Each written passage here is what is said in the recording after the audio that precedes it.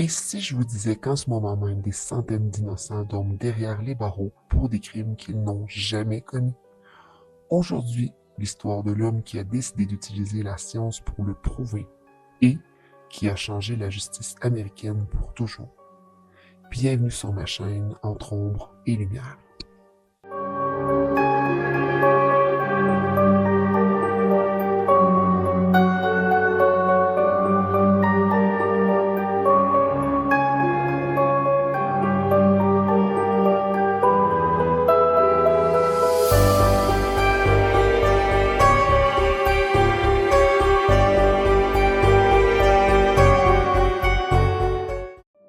Bonjour et bienvenue sur ma chaîne Entre ombre et lumière. Aujourd'hui, je vais vous parler de l'histoire de Barry Scheck. Imaginez, vous avez 22 ans, vous êtes un ancien marine, vous n'avez jamais commis de crime de votre vie et un tribunal vient vous condamner à mort pour le viol et le meurtre d'une petite fille de 9 ans. Une petite fille que vous n'avez jamais rencontrée. 5 témoins vous ont formellement identifié. Le jury a délibéré. Le juge a parlé. Vous allez mourir pour quelque chose que vous n'avez pas fait. Voilà la réalité de Kirk Bloodworth. Et voilà le genre d'affaire que Barry Scheck a décidé un jour de 1992 de ne pas laisser passer. Barry Scheck est né à Queens, à New York. Il est un fils de producteur de télévision et représentant d'artistes.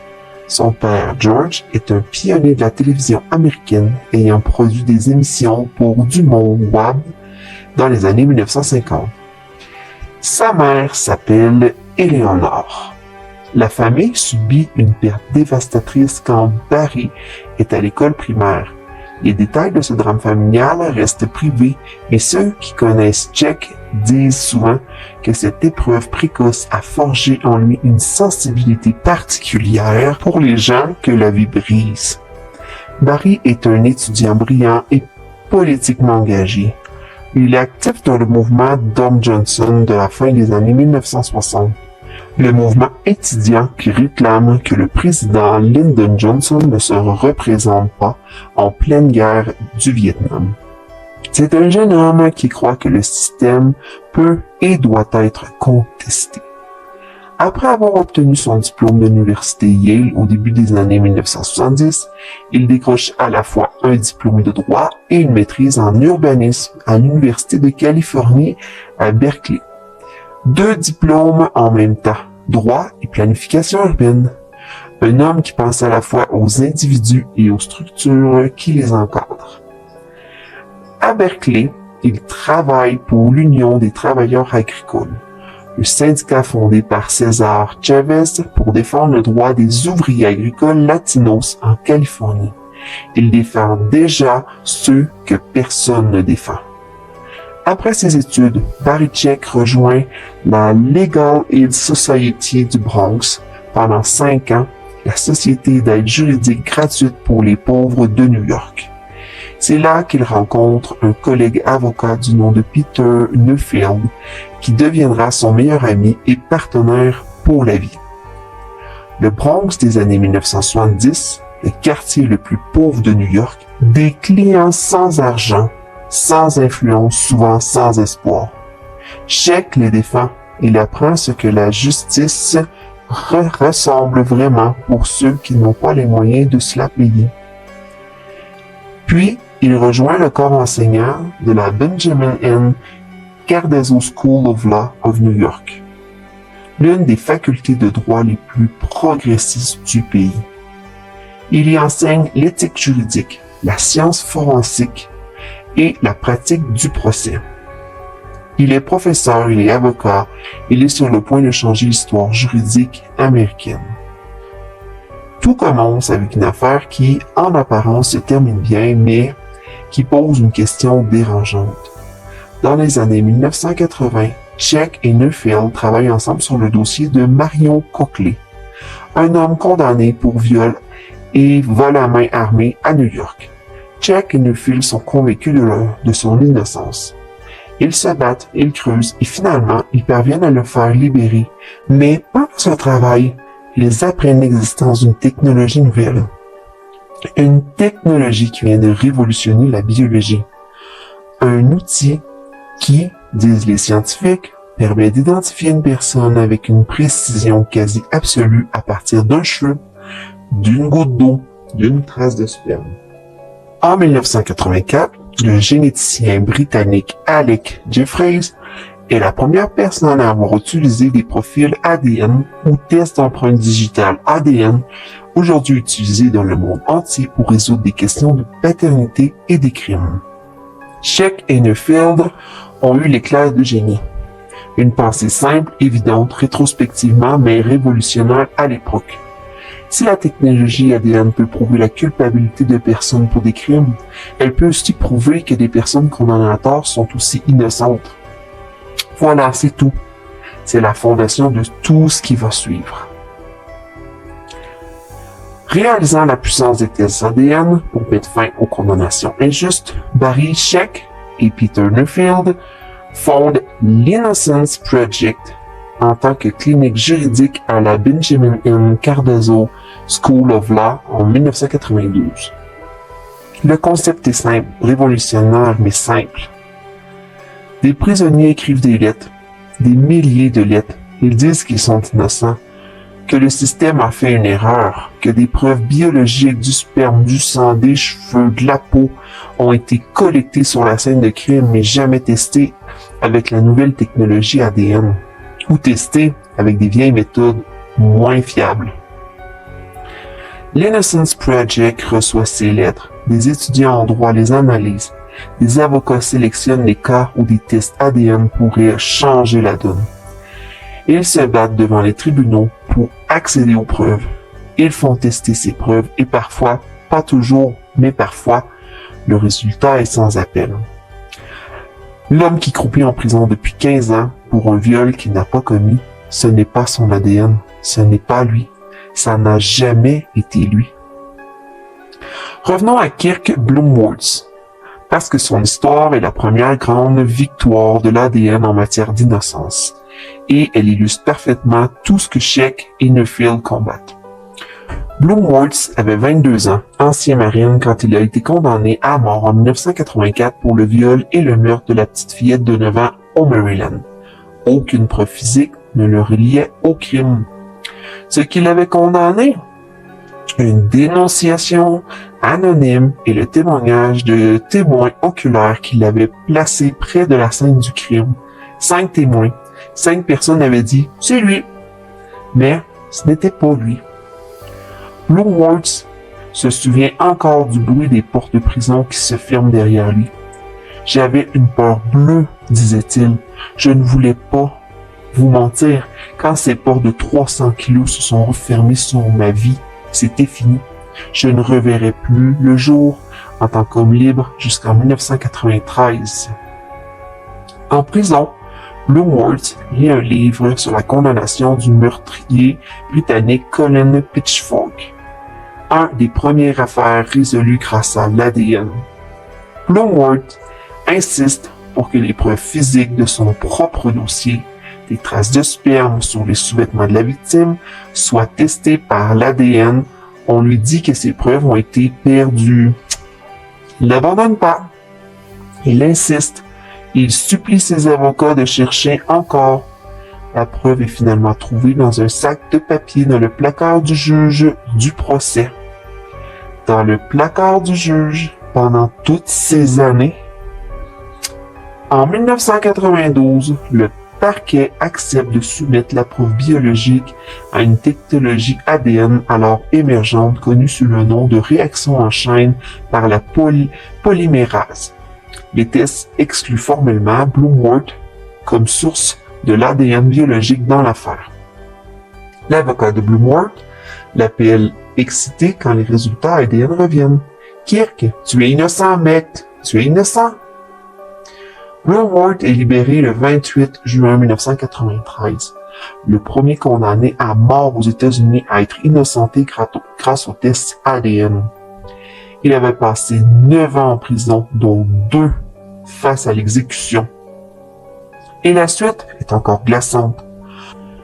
9 ans après sa libération, au printemps 2003, un biologiste judiciaire du comté de Baltimore examine des preuves de l'affaire et trouve des traces qui n'avaient pas été analysées. Les tests ADN sont ordonnés. Les résultats sont passés dans la base nationale de données ADN. Ils correspondent à un certain Kimberly Che Ruffner, un homme condamné pour viol peu après l'arrestation de Blumworth. Blumworth, qui avait été bibliothécaire en prison, avait régulièrement livré des livres à Ruffner. Les deux hommes avaient fait de la musculation ensemble. Ruffner était au courant des tentatives de Blumworth d'obtenir un nouveau procès et de sa déclaration d'innocence. Pourtant, Ruffner n'avait jamais dit un mot. Le vrai meurtrier soulevait des poids avec sa victime innocente dans la même prison. Ruffner plaide coupable en 2004 et est condamné à la prison à vie. L'État du Maryland verse à Blumworth 300 000 $ pour perte de revenus. 300 000 $ pour 9 ans d'une vie volée. Pour 2 ans dans le couloir de la mort pour avoir failli être tué par un État qui s'était trompé. C'est très peu. L'Innocence Project ne se contente pas de libérer les gens. Il documente les causes, il analyse, il cherche à comprendre pourquoi le système se trompe. Et ce qu'il trouve est terrifiant. Nationalement, 69% des innocentations par ADN, 252 cas sur 367, ont impliqué une identification erronée par un témoin oculaire, ce qui en fait la principale cause de ces condamnations injustes. 69%, presque 7 cas sur 10, des innocents condamnés parce qu'une personne honnête, une victime, un passant a désigné la mauvaise personne.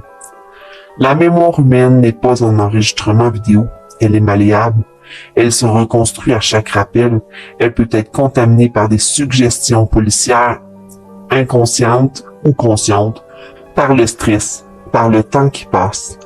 Un témoin qui croit sincèrement qu'il ne s'est pas trompé. Et ce témoin sincère peut envoyer un innocent en prison, même s'il ne veut pas et que ce n'est pas méchamment.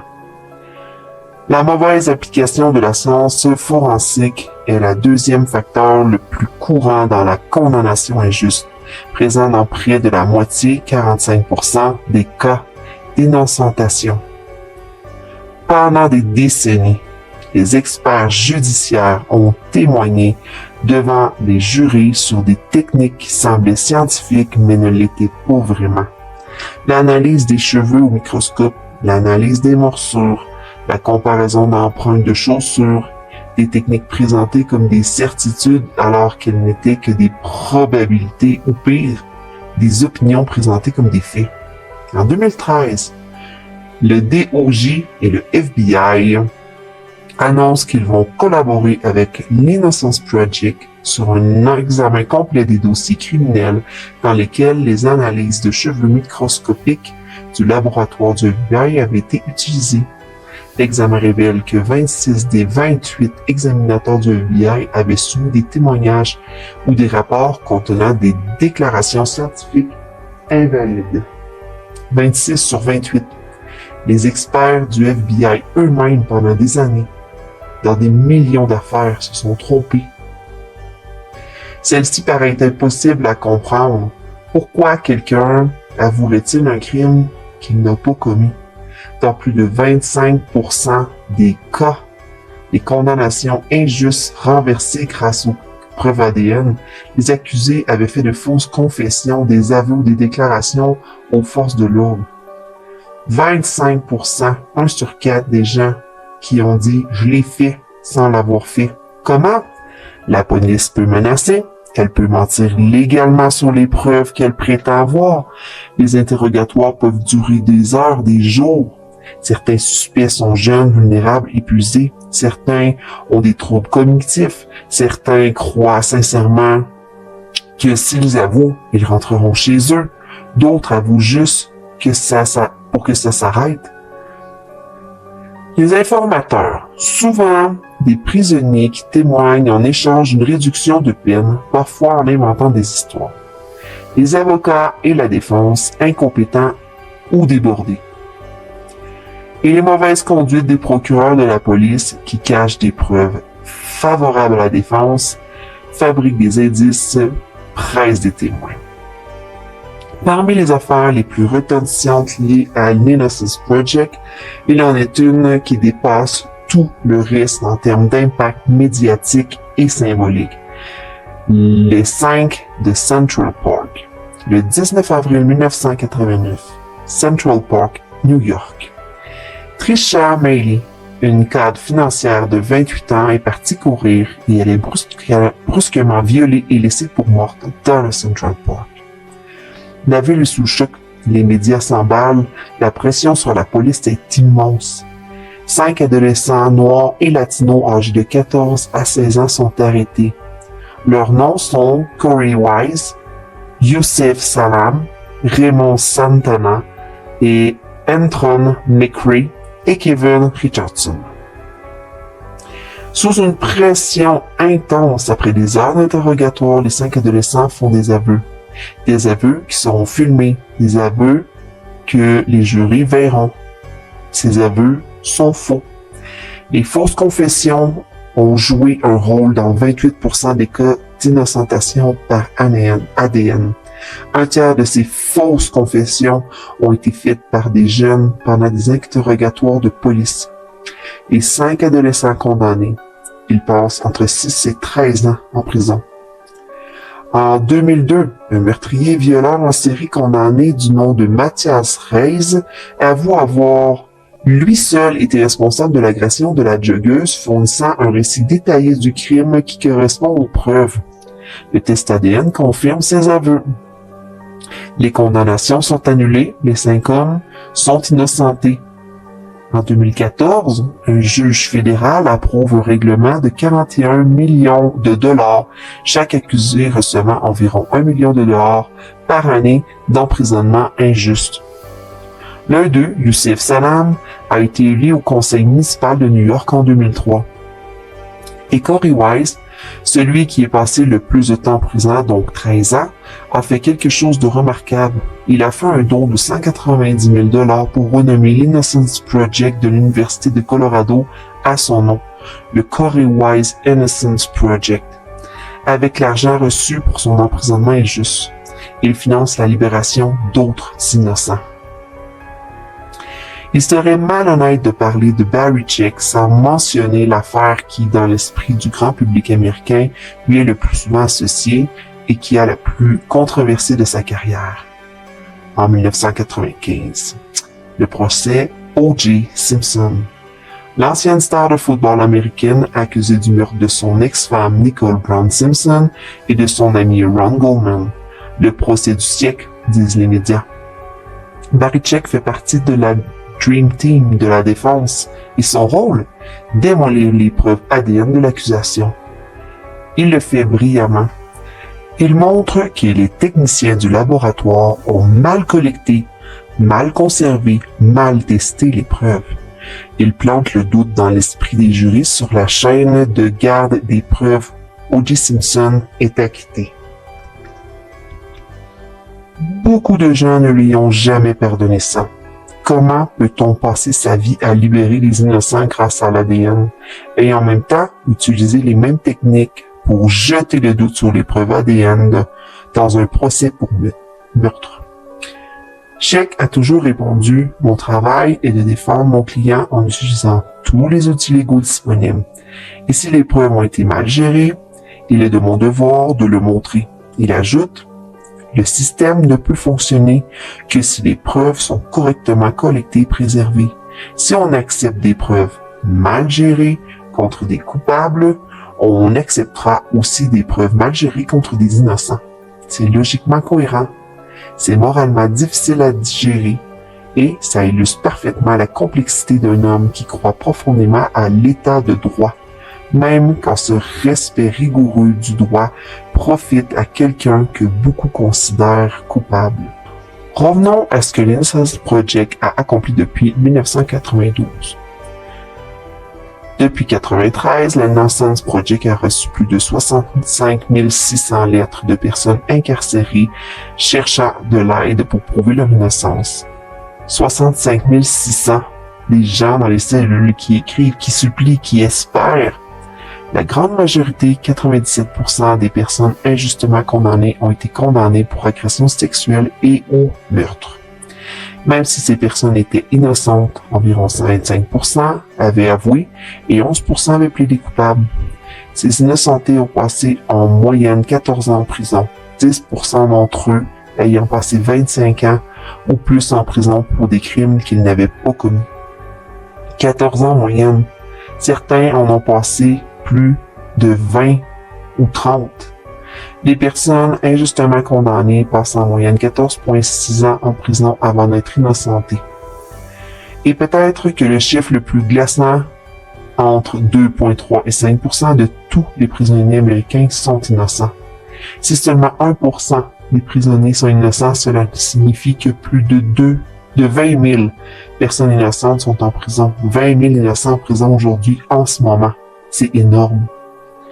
L'Innocence Project est devenue une organisation indépendante à but non lucratif en 2004 tout en restant étroitement affiliée à Cardozo. Mais surtout, il est devenu le point de départ d'un mouvement mondial. L'Innocence Project a été le chef de file dans l'expansion de l'Innocence Network, d'une poignée de petites organisations similaires à un mouvement international comptant aujourd'hui 69 organisations membres dans le monde. En France, en Angleterre, au Canada, en Australie, en Afrique du Sud, partout des équipes d'avocats et d'étudiants qui appliquent les mêmes méthodes, qui lisent les mêmes lettres, qui testent les mêmes preuves. Les réformes obtenues grâce à ce travail sont concrètes. Les lois ont changé dans des dizaines d'États américains pour améliorer les procédures d'identification des témoins. Une série d'innocentations dans le couloir de la mort en Illinois pousse à l'organisation d'une conférence nationale sur les condamnations injustes qui contribue à l'adoption d'un moratoire sur la peine de mort dans cet État, le premier du genre aux États-Unis. La loi sur la protection de l'innocence visant à réduire le risque d'exécution des innocents crée le Kirk Bloomworth Post-Conviction DNA Testing Program pour aider les États à couvrir les coûts des tests d'ADN après condamnation. Après 4 ans de lobbying supplémentaire, il est entièrement financé et fournit aujourd'hui 10 millions de dollars par an en subventions fédérales. Bariček a compris quelque chose que peu de gens voulaient admettre en 1992, le système judiciaire américain. L'une des plus sophistiquées du monde condamnait des innocents régulièrement, systématiquement, et personne ne le regardait vraiment en face. Il a pris une technologie nouvelle, l'ADN, et à en faire un miroir qui a tenu vers le visage de la justice américaine en disant « Regarde ce que tu as fait ». Prouver l'innocence des gens à travers l'ADN a forcé le réexamen du système et des pratiques de tous les acteurs, juges, avocats de la défense, procureurs, policiers et praticiens forensiques. Avec chaque innocentation, une vie est restaurée, une famille est réunie et souvent la personne qui a réellement commis le crime peut être identifiée. C'est ça la lumière dans cette histoire. Pas seulement la liberté retrouvée d'un homme, pas seulement les portes de prison qui s'ouvrent après 14, 20, 30 ans. C'est la réforme, c'est le système qui apprend lentement, douloureusement à se corriger. Bloomworth, le premier exonéré du pouvoir de la mort, dit une chose que je trouve vraiment magnifique. Mon histoire n'est pas unique. Nous sommes des centaines dans ce pays. Les voix les plus puissantes pour dire ce qui se passe dans le système judiciaire sont les hommes et les femmes innocents qui savent comment ça peut vous arriver si vite.